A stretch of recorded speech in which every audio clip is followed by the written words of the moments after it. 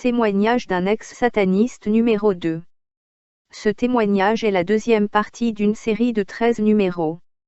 Pour en bénéficier totalement, il vous faut lire les 12 autres parties, dans l'ordre des numéros. J'étais représentant du diable.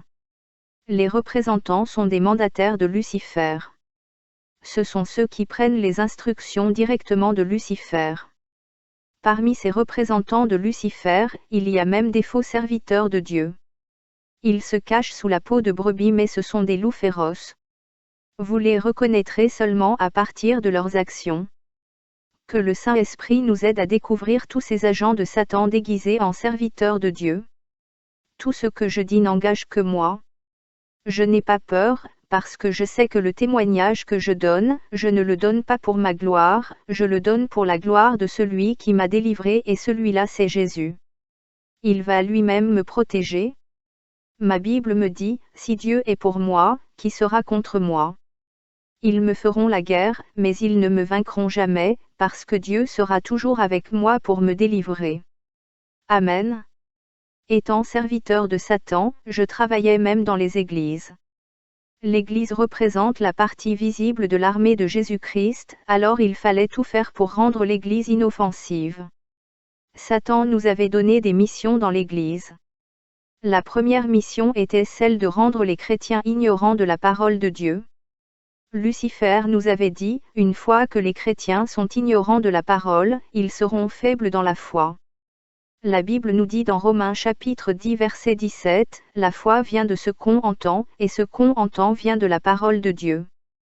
Lucifer nous avait dit, si les enfants de Dieu restent dans la parole, ils vont facilement éviter mes pièges. Si tu ne restes pas dans la parole de Dieu, il te sera difficile d'éviter les pièges de Lucifer. Ainsi la Bible nous dit dans Psaume chapitre 119 verset 105, la parole de Dieu est une lampe à nos pieds, et une lumière sur notre sentier. Et le deuxième commandement de Lucifer dit, ne permettez pas aux chrétiens de lire la Bible, mais laissez-les lire les journaux, les romans, ainsi que les livres à caractère religieux. Il y a des gens qui n'ont pas de Bible, mais quand vous allez dans leur maison vous trouvez tout un tas de livres. Réveillez-vous, tour de garde. Est-ce que vous savez d'où viennent ces livres-là? Si vous avez les livres tels que « La tour de garde »,« Réveillez-vous »,« Des témoins de Jéhovah », ramenez-les à l'église pour qu'on prie pour vous et qu'on les brûle. C'est satanique. Cette secte des témoins de Jéhovah n'est pas une église de Jésus-Christ. Le premier signe pour reconnaître une église de Satan, c'est toute église qui nie la divinité de Jésus. Le diable lui-même reconnaît que Jésus est Dieu. Que les témoins de Jéhovah le veuillent ou pas, Jésus est Dieu et il reste Dieu. Amen. La deuxième mission, c'est de créer la lourdeur au moment des offrandes et des dîmes. C'est en rapport avec les troisième et quatrième commandements de Satan. Le troisième commandement de Lucifer dit, dites aux chrétiens que Dieu leur Père n'a pas besoin des dîmes et des offrandes, mais que ce sont les pasteurs qui les volent. Le quatrième commandement, laissez les chrétiens pauvres, en leur disant de ne pas donner les dîmes et les offrandes. Donc même le diable connaît le secret de la bénédiction. La Bible nous dit dans Proverbes chapitre 3 versets 9 à 10, « Honore l'Éternel avec tes biens, et avec les prémices de tout ton revenu, alors tes greniers seront remplis d'abondance. » La troisième mission est de bloquer les projets de l'Église en infiltrant les sorciers dans les collèges. Faites très attention en choisissant les membres du collège, il faut que cela se fasse selon Dieu. La quatrième mission c'était de désorienter l'adoration et la louange, que cela soit orienté vers Lucifer. Et là on manipulait facilement les gens qui jouent au clavier et aux instruments, et les choristes. Il y a des gens qui chantent, mais qui n'ont aucune vie de prière, c'est très dangereux. Il y a des gens qui chantent pour être admirés, et qui n'ont aucune vie de sanctification. Je vous dirai comment on faisait dans les églises. Le diable est capable d'exploiter toute occasion qui se présente pour faire le mal. Suivez-moi bien, vous allez comprendre qu'il est vraiment nécessaire et indispensable que notre Dieu puisse frapper d'aveuglement tous nos ennemis, afin qu'ils soient incapables de nous voir, de voir nos maisons, nos projets, nos enfants, et tout ce qui est à nous, quand ils viendront nous attaquer. Quand j'évoluais avec la magie indienne, un jour, mon maître qui était originaire de Kisangani et moi, devions effectuer un voyage à Calemi pour rencontrer une sirène qui se trouve au fond du lac Tanganyika. Cette sirène s'appelle Marie-Rose Remaya. Elle est la déesse des fleuves et des mers. Mais avant cela, mon maître m'avait invité quelque part, et à 20h il m'avait remis un colis et m'avait dit, cette nuit à 23h30, tu iras au cimetière, tu feras une cérémonie et pendant que tu feras la cérémonie, il y aura une créature qui apparaîtra.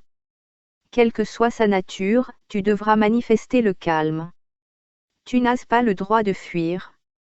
Si tu fuis, soit c'est la mort, soit c'est la folie qui t'attend. J'étais rentré à la maison et à 23h j'étais parti dans le cimetière des sapins. À ce niveau le frère décrit le contenu du colis qu'il avait reçu de son maître. Le colis contenait entre autres 2 bougies blanches et une bougie rouge. Il les avait placées de telle sorte que les 3 bougies formaient un triangle équilatéral. Il continue, c'est-à-dire un triangle dont les 3 côtés sont égaux. Ça représente la trinité diabolique hindoue, et toujours dans ce colis, il y avait une petite clochette comme celle que les acolytes utilisent dans l'église catholique pendant la transubstantiation, c'est le moment où on veut changer le pain en corps de Christ et le vin en sang de Christ. Cette clochette que les acolytes utilisent au moment où ils sont à genoux, est satanique. C'est pour ouvrir la porte aux démons. Il y a une pierre blanche qui se trouve du côté droit de la sacristie, c'est par là que les démons entrent dans l'église catholique pour participer à la messe. Le catholicisme n'est pas une religion de Jésus, c'est juste du satanisme qui se présente avec une façade chrétienne. J'étais initié par un prêtre de nationalité espagnole. Alors quand j'avais arrangé toutes ces choses-là, j'avais prononcé des formules incantatoires, et après les 3 bougies s'étaient allumées d'elles-mêmes, et j'ai commencé à faire des incantations, tout cela en suivant les instructions que mon maître m'avait données. Après avoir fait les incantations, j'ai pris ma clochette et j'ai sonné 3 fois. Mais à ma grande surprise, rien ne s'était passé. Alors je m'étais dit que je m'étais trompé dans la récitation des incantations. Vous savez, chez le diable, quand vous faites des incantations, si vous arrivez à commettre une simple faute d'orthophonie, par exemple à la place de « e », vous mettez « a », automatiquement toute l'incantation est annulée. Mais ce n'est pas le cas avec Dieu. Avec Dieu, quand vous priez, même si vous commettez une faute d'orthophonie, Dieu répond. Car notre Dieu connaît nos intentions. Et pendant que je faisais cela, j'avais repris les incantations, et cette fois-là, je les avais reprises correctement. Et à la fin, j'ai repris la clochette, et j'ai sonné. Quand j'avais sonné, il y avait un vent violent qui a commencé à souffler dans le cimetière, c'était comme un ouragan. Et là, c'était déjà vers minuit passé, et j'étais au cimetière seul, j'étais encore trop jeune, j'étais encore au collège à cette époque. Ici le frère décrit tout ce qu'il s'était passé au cimetière. C'est après toute cette cérémonie qu'il vit un homme apparaître devant lui. Il continue, je vois un homme apparaître devant moi. Il portait une toge de couleur noire, mais ses pieds ne touchaient pas le sol. C'était un blanc, il s'était présenté sous le nom de Hindou Sankara. Il m'avait remis une chaînette de 108 boules qu'on appelle le Mangal Sutra. Il correspond au chapelet chez les Indiens, dans l'hindouisme, au chapelet chez les catholiques, et au tasbih chez les musulmans, tout cela est satanique.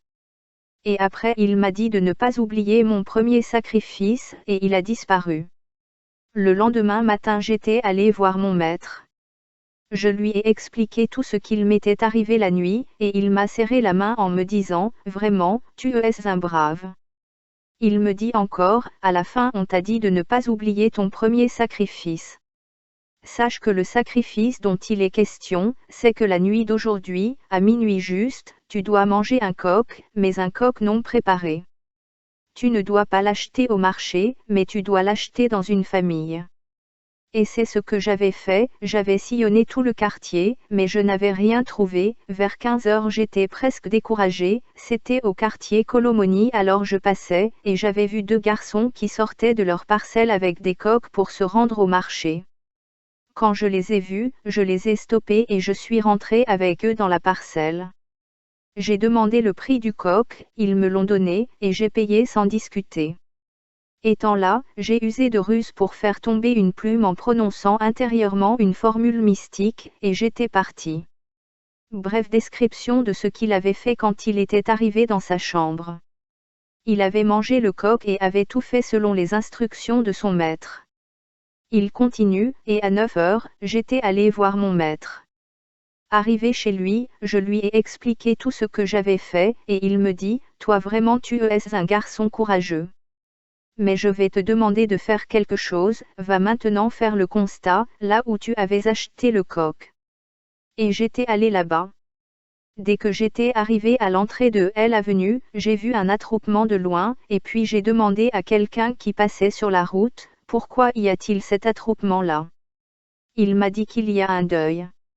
Et j'étais allé là-bas, comme toute personne qui va au deuil. Pendant que j'y étais, les parents de la victime se lamentaient et disaient, l'enfant n'était même pas malade, mais arrivé à 23h30, il a eu une forte fièvre qui n'a duré que peu de temps, après 30 minutes, c'est-à-dire à minuit juste, l'enfant était mort. À 23h30 je coupe la tête du coq, l'enfant attrape la fièvre et à minuit juste je mange le coq, l'enfant meurt. J'aimerais aussi vous parler d'un point de confusion que j'avais eu. Étant toujours sataniste, je sortais avec une fille qui était membre d'un groupe de prière. C'était le ministère Bethel. Elle m'avait invité un jour dans son groupe de prière. Arrivé là-bas, nous étions entrés dans la maison, et elle m'avait présenté au responsable comme son fiancé. On m'avait salué avec joie, on m'avait donné une place, et après il y a d'autres personnes qui sont aussi arrivées, et la prière a commencé. J'étais là, faisant aussi semblant de prier, parce que je ne savais pas prier, je ne savais même pas par où commencer. Tout ce que je savais, c'était invoquer les démons. J'étais là avec les enfants de Dieu. Sachez une chose, tous ceux-là qui viennent à l'église, n'y viennent pas tout pour chercher Jésus. Il y en a qui viennent juste pour nuire à d'autres personnes.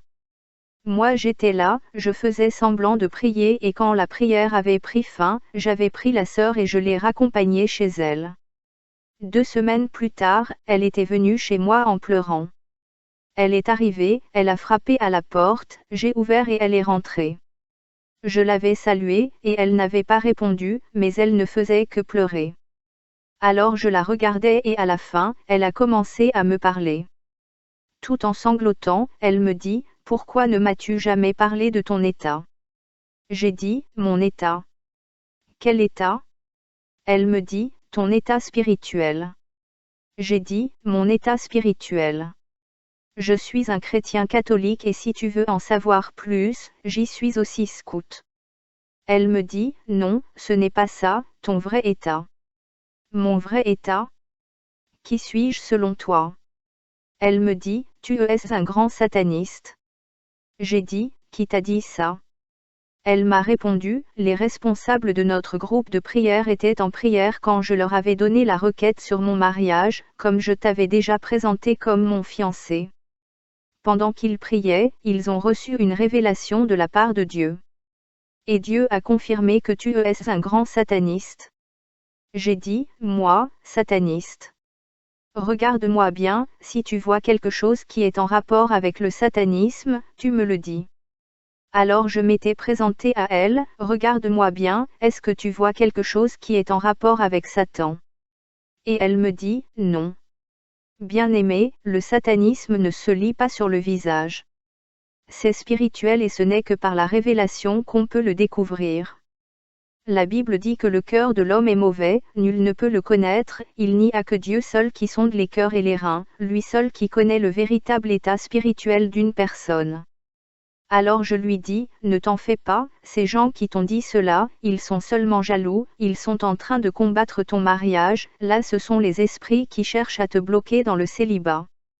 Ils te l'ont dit pour que tu ne m'épouses pas. Là, je l'avais convaincue, et elle avait accepté. Ensuite je lui ai même donné de l'argent et je l'ai raccompagnée. Quand j'étais rentrée chez moi, je m'étais fâchée, et je m'étais dit, ces gens qui lui ont donné cette révélation, verront cette nuit de quel bois je me chauffe. Alors bien-aimé, j'étais entrée dans ma chambre secrète, je m'étais concentrée et j'avais pris la forme d'un hibou, j'avais pris mon couteau. Le couteau en question, si vous le regardez avec des yeux charnels, vous verrez que réellement c'est un couteau, mais ce n'était pas un couteau, c'était un ossaiment humain. Quand vous prenez le squelette de l'homme au niveau de l'avant-bras, il a deux os, le radius et le cubitus. Le radius c'est ce que j'utilisais comme couteau. Et après avoir pris cette forme-là et mon couteau, je m'étais envolé.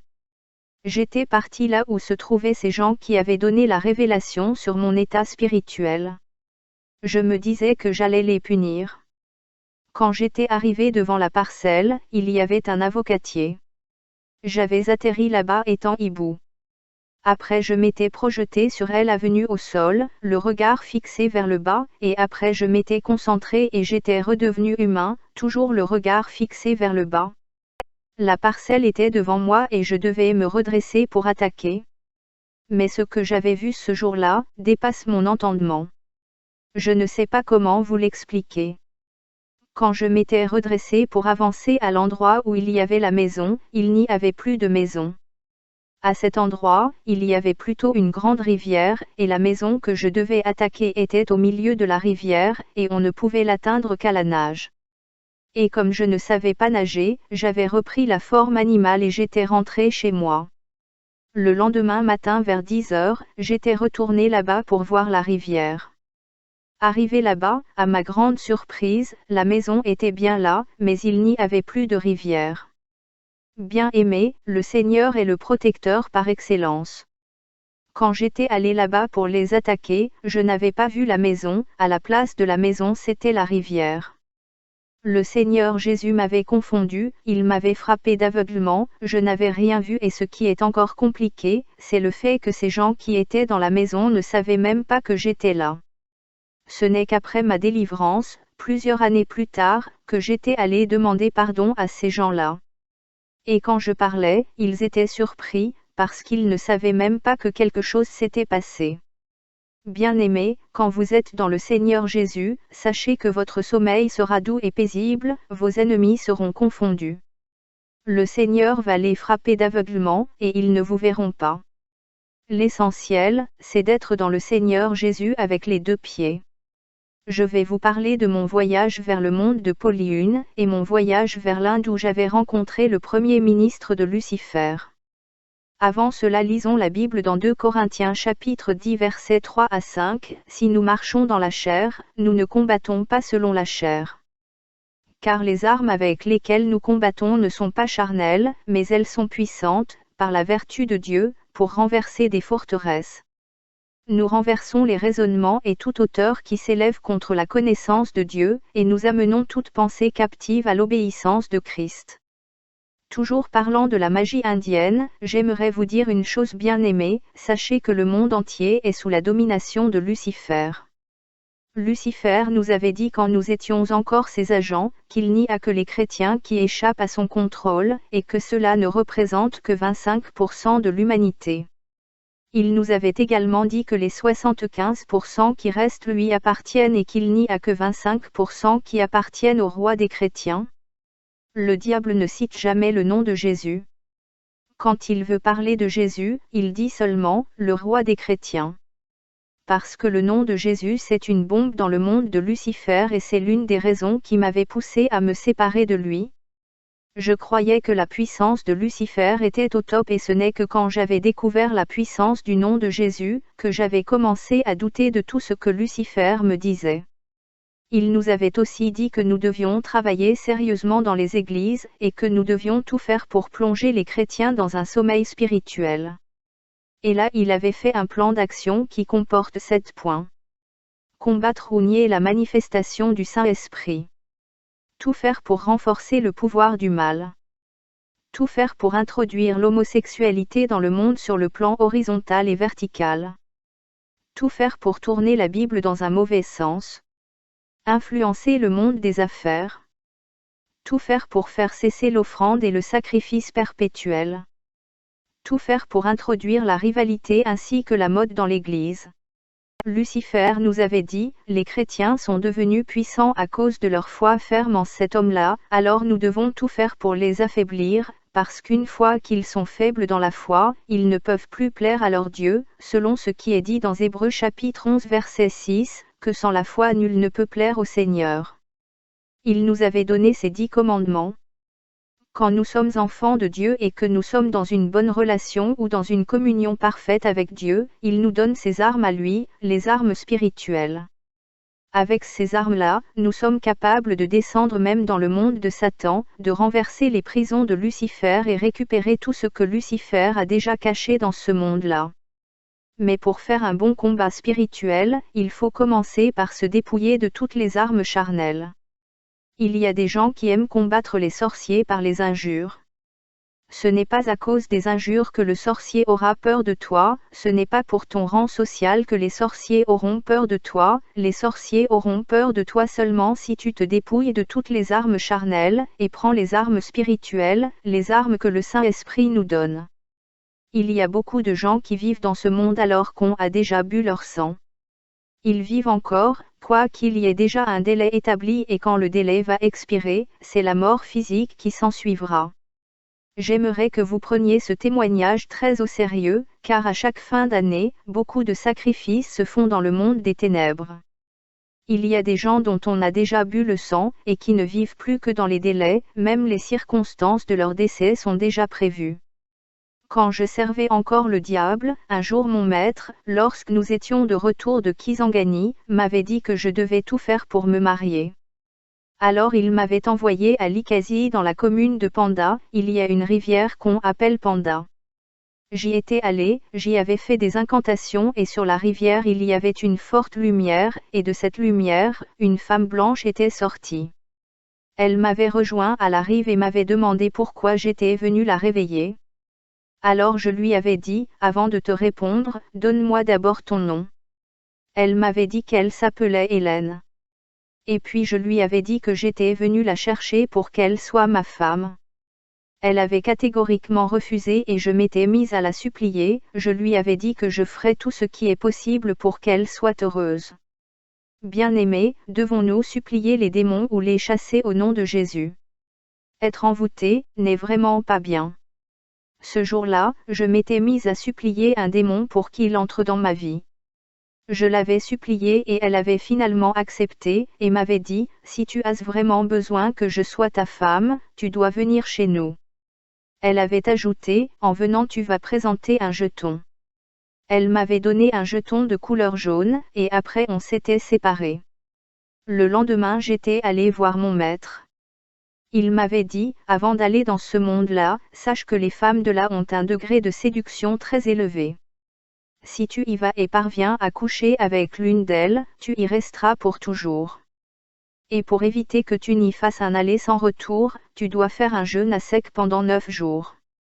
J'étais entrée en jeûne sans boire, ni manger pendant 9 jours. Et tous les 9 jours, je ne récitais que des incantations. Je ne mangeais rien et je ne buvais rien. Pour résister aux démons, voilà ce qu'un sataniste est capable de faire. Pourtant il y a des chrétiens qui refusent de jeûner. Bien-aimés, il y a des démons têtus qui ne partent pas facilement. Et ces démons ne partent que par la prière et le jeûne. Voilà pourquoi Jésus avait dit dans Matthieu chapitre 17 verset 21, « Mais cette sorte de démon ne sort que par le jeûne et la prière. » Vous avez des chrétiens qui se cachent pour manger quand l'Église décrète un jeûne. Bien-aimés, quand vos conducteurs vous demandent de jeûner, vous devez leur obéir car l'obéissance vaut mieux que le sacrifice. Quand on vous donne un ordre, il faut obéir. Quand vous vous cachez pour désobéir, même si le pasteur ne vous voit pas, Dieu vous voit. Et si vous désobéissez à vos conducteurs, vos prières seront stériles. Que la grâce du Seigneur Jésus-Christ soit avec vous. Amen. Restez branchés sur cette chaîne s'il te plaît pour ne pas rater les prochains posts. Surtout n'oublie pas de vous abonner et activer la cloche s'il vous plaît. Que Dieu vous bénisse au nom du Seigneur Jésus-Christ.